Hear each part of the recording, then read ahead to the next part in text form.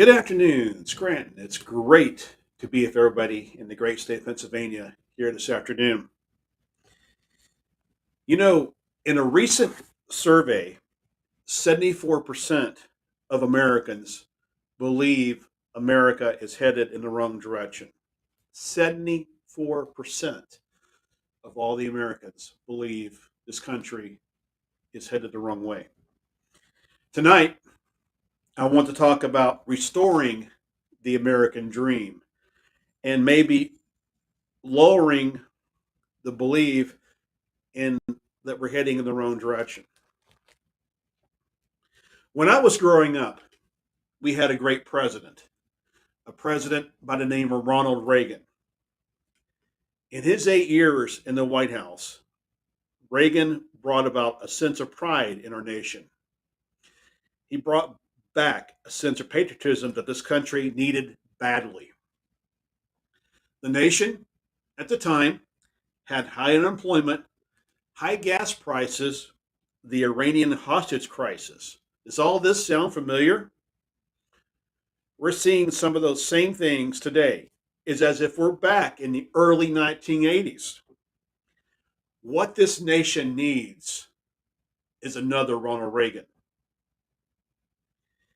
During the last year, many people have called me a 2000s version of Ronald Reagan. While I'm flattered by the comparison, and President Reagan and I share many of the same beliefs, there is only one Ronald Reagan. President Reagan often talked about patriotism. He felt it was important, as well as I do. A rebirth of our nation's patriotism starts in our classrooms. Our schools must return the Pledge of Allegiance and prayer to our schools and do it now. This is the basis for what will restore patriotism to our nation. When I was in high school, I had a government teacher who instilled a sense of patriotism on me. He taught you to believe in your government. And while he was from a different party, he never tried to push his agenda.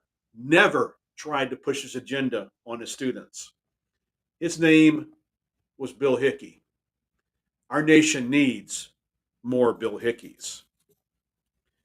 We must elect leaders who do not endorse or support critical race theory.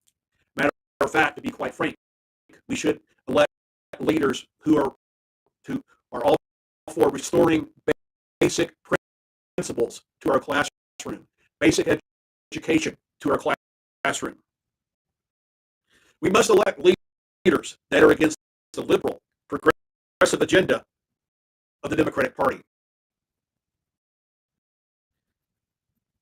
Joe Biden claims he's for the American worker.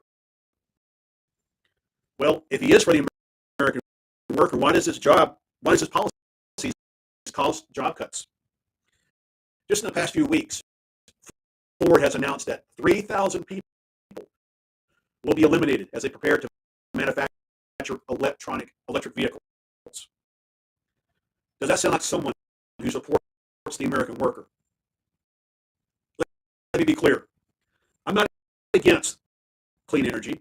I just don't think we're ready for such a quick conversion. We're talking about converting to an all-electric nation and doing it very swiftly. This country does not have the infrastructure, and it won't for quite some time to do this. Thus, we need to think also about the economy. There's a lot of things to think about when we make such a drastic move. And again, like I said, I'm not saying I'm against it, but we need to do it in due course and do it in phases, not in the time frame that Mr. Biden wants. One of my favorite TV shows is West Wing. Remember that show? Rob Lowe, or his character was called Sam Seaborn. He was one of the senior advisors to the president. Talks about education in one of the episodes. And I want to quote Sam tonight. Education is everything. We don't need little changes. We need gigantic, monumental changes. Schools should be palaces. Competition for the best teachers should be fierce. They should be making six-figure salaries. Schools should be incredibly expensive for government and free of charge to its citizens, just like national defense. Just like national defense. And you think about it. Our students in our schools, in K through 12 schools, even in our colleges, are our national defense. For in our classrooms today are the future leaders of our nation, the astronauts, the scientists, the engineers, the architects, the doctors. They are in our classrooms today, and we must get them prepared to take over when their time comes. The Democratic Party of President Bartlett, who was the president on the West Wing, is nothing like the Democratic Party that we hear about today. Today's party is endorsing a far left-wing agenda, something this nation does not need. You know, when it comes to government spending, the Democrats want more government and entitlements. I'm for less government control and an end to social welfare. During the past 2 years, our nation has experienced a pandemic not seen in many years. In fact, since the Spanish flu, many government assistance programs were put in place. They needed to be at the time. Our economy was shut down. We were trying to keep our nation going. But 2 years later, our nation is seeing decreasing number of infections for COVID. We have vaccines available. It's time for every able-bodied person to return to work.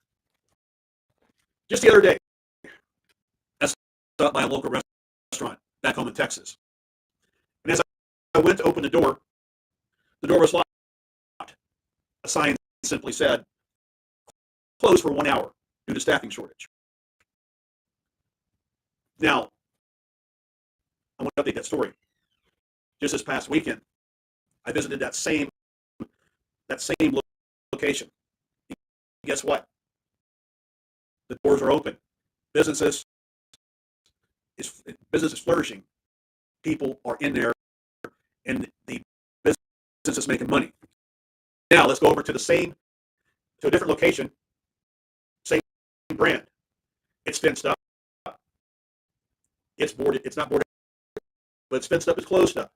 And I wonder if the management philosophy of that one that's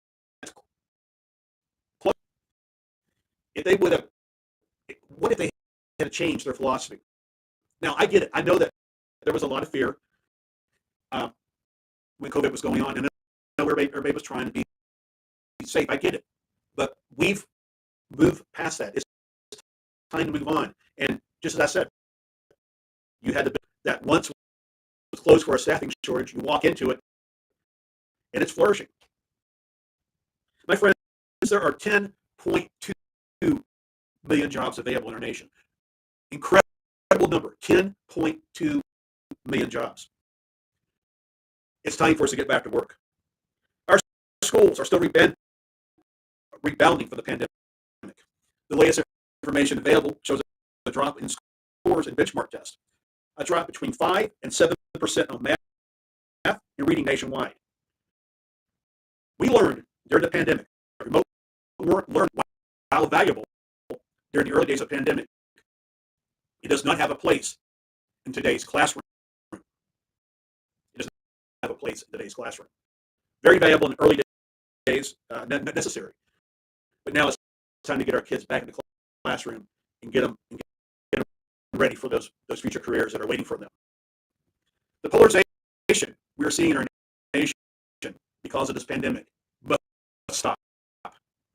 We must learn to respect each other once again and respect each other's opinion. We've become so divided. Hatred has increased across our country. It's time for this to stop. Think about it. People yelling at one another, people screaming at one another, people get angry for no reason at all. It's time for this to stop. My friends, in our nation's 245-year history, we've accomplished great things during a national crisis. Mankind's greatest achievement was accomplished during the Vietnam War, the Apollo moon landing. We can once again achieve great goals during the pandemic only if we come together as one. Only if we come together as one. Let's start respecting one another again. Let's reach out to our brothers and sisters and shake their hands. There's too many people now that are afraid to do that. And to me, that's really sad. We need to reach out, shake our brothers and sisters' hands, and become friends once again. My fellow Texan, Tom Lay, once said, "You live on the east side of the mountain. It's the sunrise side, not the sunset side. It's the side to see the day coming, not to see the day that has gone." I believe, as Tom does, it's time to look forward toward the day ahead, not the day that has passed. My friends, our nation has a bright future ahead of us. And in just a few short weeks, our nation faces a critical decision. Do we continue the path that we're on today of record number of jobs available? Unemployment is doing better, but do we continue this polarization path? Do we continue down this road, or do we go down a road that Tom Lay once talked about, living on the east side of the mountain, the sunrise side, seeing the day is coming? My fellow Americans, our best days are ahead of us. I live on the east side of the mountain, and I see the sunrise coming. May God bless you. May God bless our troops, and may God bless the United States of America. Thank you all very much.